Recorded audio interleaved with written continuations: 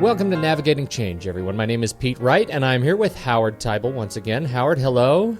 Hey, Pete. How are you today? I'm doing very well, thank you. It's weird that it's just you and me again. I was getting used to having our friend Rebecca on the call. I know. That was fun. That was fun. We need to do that some more.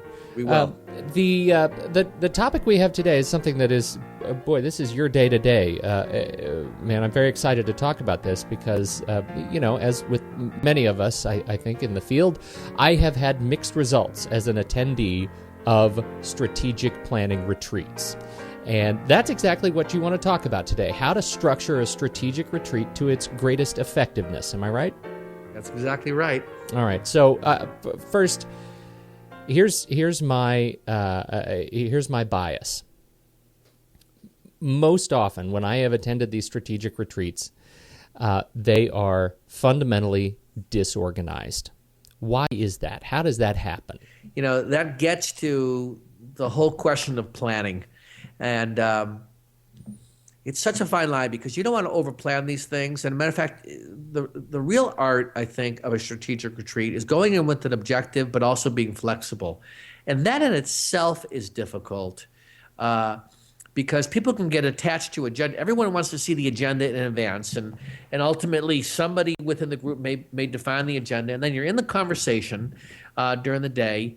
And if you end up with an unorganized retreat or unfocused, what that really means is it could be one of two things. One is you either don't have a facilitator, whether it's internal or external, keeping the conversation focused on getting through a topic and then resolving it and moving on, or you don't have clarity about what you should be talking about.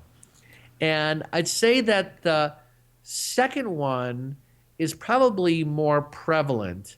Some groups are much better than others, and it's a process question. It's like, how do you define what is the things that are priorities? One of the things that I'll do with a group in advance, and I'll actually do this. This is a great strategy to use even in the middle of a retreat. So let's say that you're spending 4 hours together as a group. In the third hour, with 1 hour to go, I will turn to the group, and again, I'm an outsider, but I'm part of the group in this particular event, and I'll say, all right, imagine this session, our retreat is over right now. What didn't we cover? In seconds, people know precisely what they should be talking about. And for whatever reason, I think as human beings, when we say, all right, what do we want to talk about? And looking forward, it's really hard for us to parse out what's important, what's not important. But when you say it's done, what didn't we talk about? Immediately everybody knows what we should be talking about. And if you can actually strategically plant that question with enough time so you can get through it. But I would even suggest you ask that question in the planning process. Imagine that the retreat's over and we didn't cover X. What would that X be?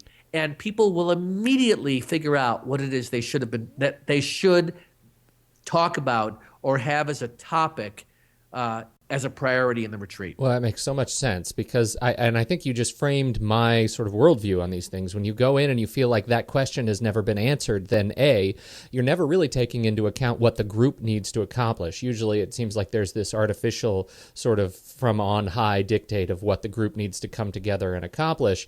And so everybody's sort of meandering around the point at hand because they don't quite know how to frame it, or you get an agenda which becomes poison to what could really be the organic benefit of the meeting.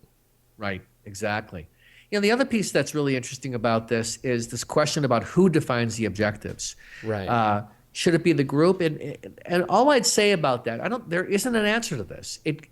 Depending on your team and the different roles people play, it may be your entire team. Some boards are made up of 5 people. Some boards are made up of 15 people. Obviously, the larger the group, the more you have to think about having a core group defining it and running by the larger board.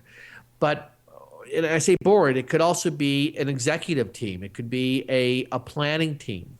The key thing around defining objectives, especially in doing the work, is being transparent.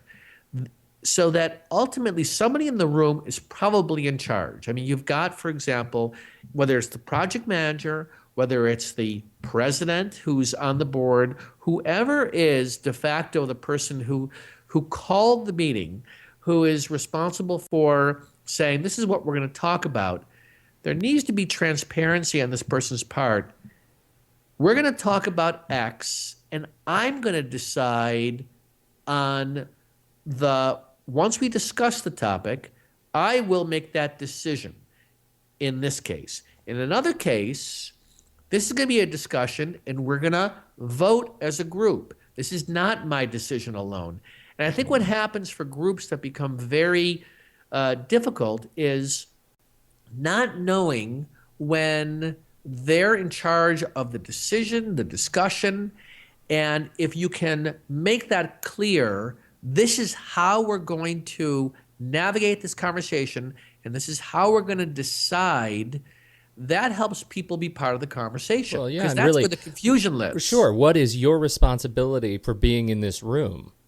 Right? I mean, what are the expectation we have of you is either to solve a specific problem that's been handed to us as a team, or to define how we're going to take a more of an amorphous directive and turn it into a day-to-day, tactical plan. And what's so interesting about that, Pete, is that for whatever reason, and maybe I can see this in my own behavior too, running a business and having people around me, is that we make assumptions about the people that either work for us or that are on our team, that they know what we're expecting.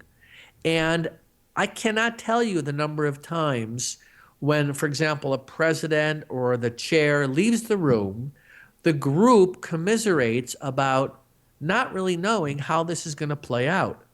And I'll say this later on, maybe to the person in charge, and they'll almost be incredulous, like, how could they not know that was my expectations?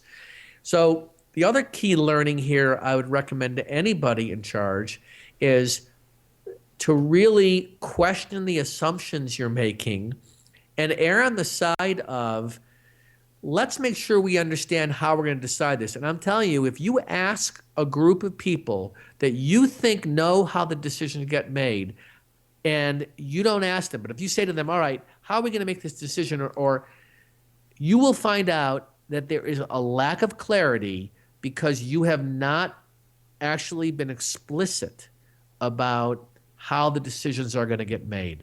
And that is so prevalent. And senior leaders for whatever reason, they don't really believe that. They go into it thinking that people should read their minds. How does that issue play into a decision or a sort of a strategic direction to include an outside facilitator versus having an internal facilitator? Well, having done lots of facilitation of groups, I think, and again, I obviously have a bias, but I think what makes a effective partnership between outside facilitation, inside facilitation, or between outside facilitation and working with the group is recognizing that if you're facilitating, it's really not about you, and that your job is to serve the group as best as possible. Matter of fact, I'm going to be doing this. I was brought in to facilitate this upcoming event at this organization, and I just discovered they want me part of this, but not necessarily to facilitate to me. They're going to facilitate. And I said to them, listen, my role here is to help you achieve your outcomes.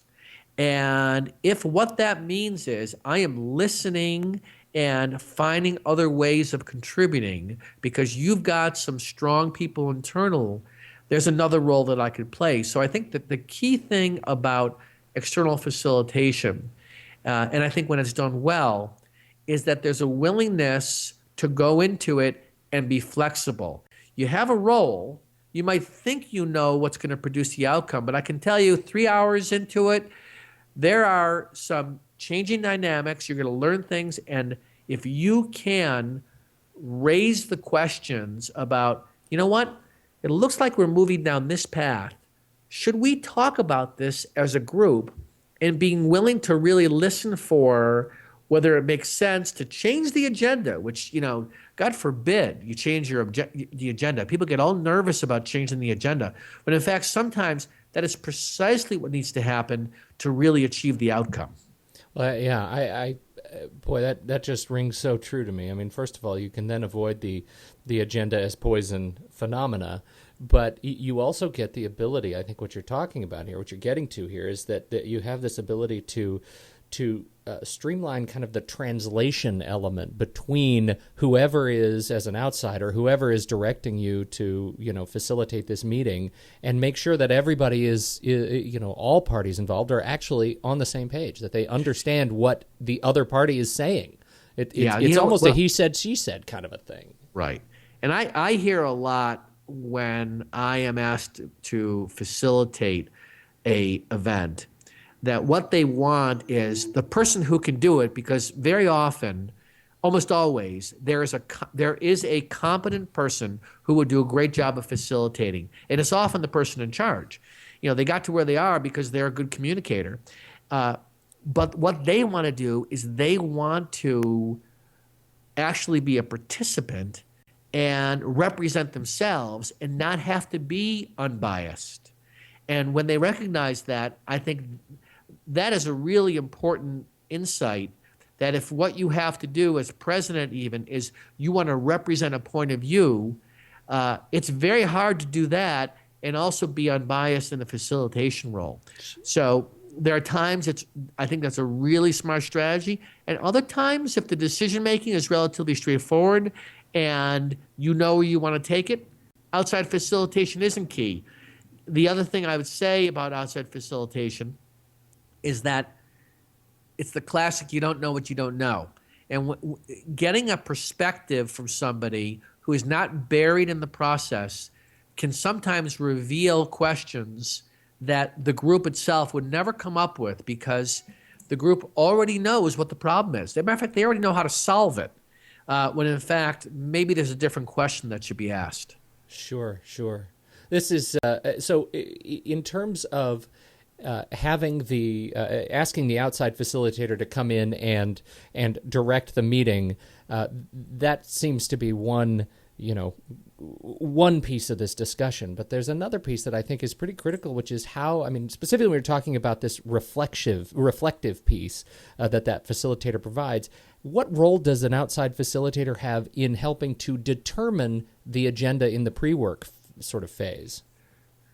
Well, that is also an interesting balance, because if you have subject matter knowledge on that, sometimes a group can give too much authority to the facilitator, and it's a big responsibility. If I know, for example, if I have facilitated multiple events for, let's say, the real estate industry, and I get brought into another one, and I know the jargon and I know the language, I could make recommendations about what we should be talking about, when in fact what I really should be doing is listening for what are the core issues that the group thinks is important. So in that capacity, I think it's really important that the facilitator err on the side of not trying to show how much they know. And that's the inherent dilemma with becoming an expert in anything, is that you fall into the trap of thinking the real value is what you know.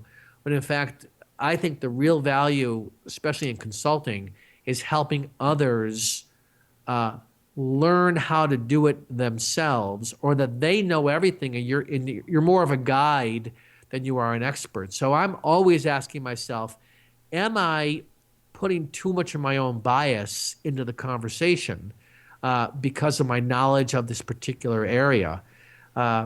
And sometimes you'll make a suggestion and they'll say, yeah, that's exactly what we should be talking about. But again, as a facilitator, I think your job is not to get attached and be willing to shift gears if you see you're going down a path that's not effective. To be the one that guides and is an expert on process, not necessarily content. Yeah, and that's what's interesting about that is so much of what happens is if you're hired by somebody and what he wants or she wants is to demonstrate that their strategy is the right direction, they might be using you to help validate what they're doing. And since you're the expert, so the challenge becomes, depending on who's the stakeholder or, in a sense, your customer, you really have to find that right balance of serving their needs because they're hiring you, but at the same time, be willing to push back if there should be if your job is, to not just be the voice to validate the president's point of view, but be a voice that produces value for others too. And that can get a little bit tricky because you do want to take care of the person who's saying we could use your help, but you also want to make sure that you're serving the greater good of what the organization's up to. And your own integrity. And your own integrity. You don't necessarily just want to be a paid mouthpiece. That's right. As much as I'm sure there's a market for that too. Yes, there is. That's a great discussion, Howard. I hope this helps our audience to help think very critically about how to make their strategic retreats effective. I mean, when you're going to make a commitment to pull your people out of work for a day to days at a time, you got to make sure these things work. The one thing I'll say to wrap this up is the thing I'm always asking, especially with strategic retreats, even if the players change over the years and you're doing this repeatedly, is to ask yourself the question, what does it mean to not do this business as usual? Because otherwise people come into these things and they're already rolling their eyes. They already know what's going to happen, and there's a level of resignation. So if you can apply a thought process, which is, what would it mean to have this event at the end, people say, we have never done anything like this, and this was so useful. What would your day look like? And that's a great place to start. That's a beautiful way to wrap it up, too. Thank you so much, Howard, for your time today. Always a pleasure to come back and record these things each week. Absolutely. Same here with you, Pete. To learn more about Teibel Inc., visit teibelinc.com. You can follow us on Twitter at Howard Teibel to hear Howard's musings on people, process, and technology as we post to the blog and continue to update the podcasts. And on behalf of Howard, my name is Pete Wright. Thank you, and we will join you again next week with another episode of Navigating Change.